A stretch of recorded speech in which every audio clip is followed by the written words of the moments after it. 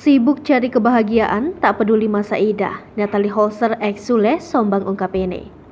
Sebagai seorang janda, Natalie Holzer harus kerja ekstra pasca bercerai dari Sule. Natalie Holzer ex Sule bahkan harus tutup kuping, dapat sentilan miring dari netizen.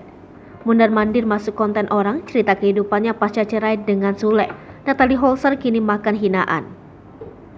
Ada yang mendukung, namun ada pula netizen yang julid hingga berikan komentar miring kepada Natalie Holzer ex Sule. Diakui Natalie Holzer, ia harus kerja keras pasca berpisah dari Sule. Bukan tanpa sebab semua itu dilakukan Natalie demi keluarganya.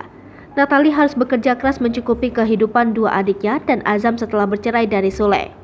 Banting tulang kerja, kesuksesan Natalie Holzer seolah sudah berada di depan mata.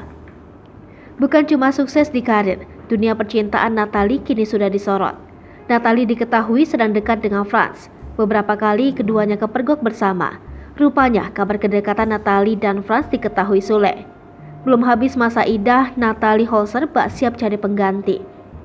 Dilansir dari YouTube Intense Investigasi, Natalie pun awalnya membahas soal masa idahnya yang belum usai. Ditegaskan Natalie, jika kini ia belum membuka hati dengan siapapun. Selain itu, Natalie juga membahas soal kedekatannya dengan Frans Faisal. Dikatakan Natalie, jika kedekatannya dengan Frans masih sebatas konten.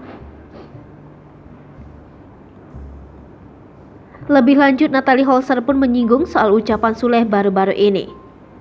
Sifat manusia itu ada 3, 1 jari menunjuk orang lain, 3 jari menunjuk diri sendiri. Jadi silakan kalian artikan sendiri, pungkas Natalie Holzer. Hai pemirsa Sri Popo TV, jangan lupa komen, like, dan subscribe, serta tonton terus berita-berita terupdate lainnya ya.